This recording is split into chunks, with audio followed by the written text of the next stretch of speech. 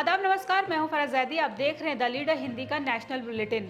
NEET को लेकर मचे बवाल के बीच री एग्जाम का रिजल्ट जारी हो गया है, जो चौंकाने वाला और सवाल खड़े करने वाला है। कितने टॉपर कम हुए, क्यों नहीं छू सका कोई 720 में से 720 का स्कोर, बताएंगे। इस एग्जाम पर नेता प्रतिपक्ष राहुल गांधी क्या चाहते हैं, विश्व विजेता बनने के बाद क्यों भारतीय टीम की देश वापसी नहीं हो पा रही है, 3 नए कानून लागू होने के बाद विपक्ष ने क्या जताया है एतराज, सपा मुखिया अखिलेश यादव को सीएम योगी के साथ और किसने दी बधाई, शत्रुघ्न सिन्हा बीमार थे या बेटी के जहीर इकबाल से शादी करने पर डिप्रेशन का शिकार, जानिएगा अब खबरें विस्तार से। नीट री एग्जाम पहले की तरह कोई नहीं कर सका 720 का स्कोर।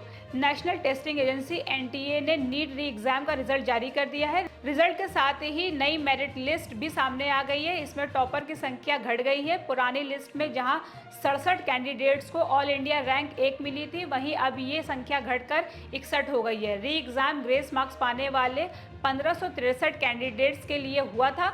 इनमें सिर्फ 813 ही ने भाग लिया था। 720 में से 720 नंबर पाने वाले 6 में से 5 स्टूडेंट री एग्जाम में शामिल हुए थे। इनमें से किसी ने भी री एग्जाम में 720 नंबर स्कोर नहीं किए हैं। जाहिर सी बात है कि सवाल खड़े होंगे और रिजल्ट जारी होने के साथ ही किए भी जा रहे हैं। राहुल गांधी ने उठाई लोकसभा में नीट पर चर्चा की मांग। संसद सत्र का सोमवार आज 1 जुलाई को छठा दिन है। सत्र की शुरुआत में स्पीकर ओम बिरला ने विपक्ष के स्थगन का प्रस्ताव खारिज कर दिया है। इस पर विपक्ष ने हंगामा शुरू कर दिया। वहीं राहुल गांधी ने नीट पर एक दिन चर्चा की मांग की। उन्होंने कहा, ये लाखों छात्रों की समस्या है। इस पर स्पीकर ओम बिरला ने कहा, राष्ट्रपति अभिभाषण के धन्यवाद प्रस्ताव पर अभी आप भाग ले। इसके बीच ना शून्यकाल होगा, ना स्थगन प्रस्ताव होगा। संसद सत्र के छठे दिन इंडिया गठबंधन के कई सांसदों ने केंद्र सरकार पर विपक्ष को चुप कराने के लिए एजेंसियों का दुरुपयोग करने का आरोप लगाते हुए संसद परिसर में प्रदर्शन किया। खड़गे ने राज्यसभा में साधा पीएम मोदी पर निशाना। संसद के दोनों सदनों में राष्ट्रपति के अभिभाषण पर चर्चा हुई। इसी बीच राज्यसभा में नेता प्रतिपक्ष मल्लिकार्जुन खड़गे ने कहा, राष्ट्रपति संसद का सबसे महत्वपूर्ण हिस्सा हैं। हम राष्ट्रपति का सम्मान करते हैं। इस साल राष्ट्रपति का पहला संबोधन जनवरी में और दूसरा जून में था। पहला संबोधन चुनाव के लिए था और दूसरा उसकी नकल थी। राष्ट्रपति के अभिभाषण में ना तो कोई दृष्टि थी और ना कोई दिशा। वहीं पीएम मोदी पर निशाना साधते हुए खड़गे ने कहा, पीएम मोदी ने पिछले 10 साल अपनी सरकार को कभी बीजेपी की सरकार नहीं कहा। सीएम योगी ने दी अखिलेश यादव को जन्मदिन की बधाई। समाजवादी पार्टी के राष्ट्रीय अध्यक्ष और यूपी के पूर्व मुख्यमंत्री अखिलेश यादव का आज जन्मदिन है। इस मौके पर सपा मुखिया को बधाई देने का तांता लगा है। इस खास मौके पर यूपी के सीएम योगी आदित्यनाथ ने सोमवार को अखिलेश यादव को जन्मदिन की बधाई दी। सोशल मीडिया एक्स पर उन्होंने लिखा कि समाजवादी पार्टी के राष्ट्रीय अध्यक्ष उत्तर प्रदेश के पूर्व मुख्यमंत्री श्री अखिलेश यादव जी को जन्मदिन की हार्दिक बधाई। प्रभु श्री राम से प्रार्थना है कि आपको सुदीर्घ जीवन और उत्तम स्वास्थ्य की प्राप्ति हो। केंद्रीय मंत्री नितिन गडकरी और विपक्ष के नेताओं ने भी अखिलेश यादव को जन्मदिन पर विश किया। जेल में बंद कश्मीरी नेता 5 जुलाई को संसद में लेंगे शपथ। एनआईए ने कश्मीरी नेता और निर्दलीय सांसद राशिद इंजीनियर को 5 जुलाई को संसद में शपथ लेने की अनुमति देने पर सहमति दे दी है। एनआईए वकील ने दिल्ली की अदालत में कहा था कि जेल में बंद कश्मीरी नेता राशिद को मीडिया से बात न करने जैसी पाबंदियों के साथ सांसद के तौर पर शपथ लेने की अनुमति देनी चाहिए।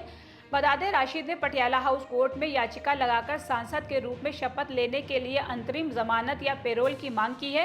कोर्ट कल 2 जुलाई को आदेश पारित करेगा। राशिद ने जम्मू कश्मीर के बारामूला सीट से पूर्व सीएम उमर अब्दुल्ला को हराया है।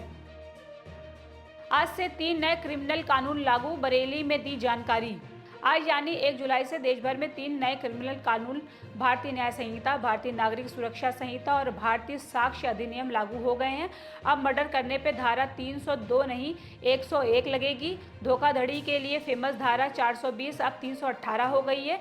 वहीं रेप की धारा 376 नहीं अब 63 है। शादीशुदा महिला को फुसलाना अपराध है, जिसके चलते जेल हो सकती है। इसके अलावा कई बदलाव हुए, जैसे अब घर बैठे EFIR दर्ज करा सकते हैं। इसके बारे में यूपी में बरेली जोन के एडीजी ने संभ्रांत नागरिकों के साथ मीटिंग करके नए कानूनों पर चर्चा की।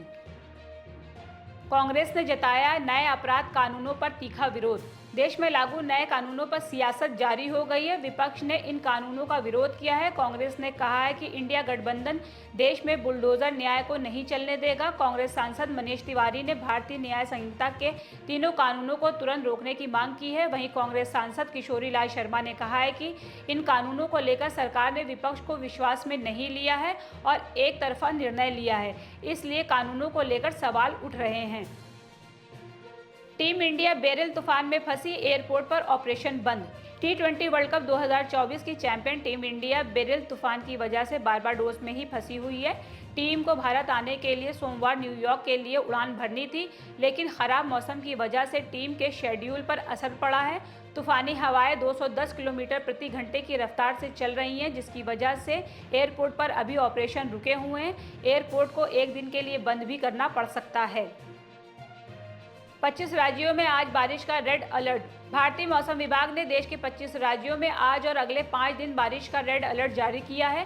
इनमें राजस्थान, उत्तर प्रदेश, मध्य प्रदेश, उत्तराखंड, हिमाचल प्रदेश, पंजाब, हरियाणा, गुजरात, महाराष्ट्र, दिल्ली, बिहार, झारखंड, दक्षिण और नॉर्थ ईस्ट के कई राज्य शामिल हैं। मौसम विभाग ने बताया है कि मानसून अब देश के करीब सभी राज्यों में पहुंच गया है। अगले 3 दिन में ये राजस्थान, पंजाब और हरियाणा के बाकी हिस्सों को भी कवर कर लेगा। बेटे लव ने किया अभिनेता शत्रुघ्न सिन्हा की बीमारी का खुलासा। बॉलीवुड के दिग्गज अभिनेता शत्रुघ्न सिन्हा मुंबई के कोकिलाबेन धीरूभाई अंबानी अस्पताल में भर्ती हैं। शत्रुघ्न सिन्हा के बेटे लव सिन्हा ने अपने पिता के अस्पताल में भर्ती होने की खबर की पुष्टि की है और उनकी हालत के बारे में जानकारी दी।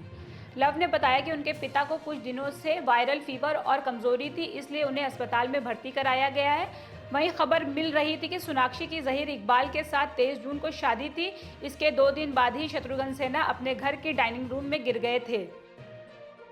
आज के बुलेटिन में बस इतना ही। बाकी देश दुनिया की अपडेट्स के लिए द लीडर हिंदी से जुड़े रहिए। अगर हमारे चैनल को सब्सक्राइब नहीं किया है तो हमारी गुजारिश है कि आप ज़रूर कर लें।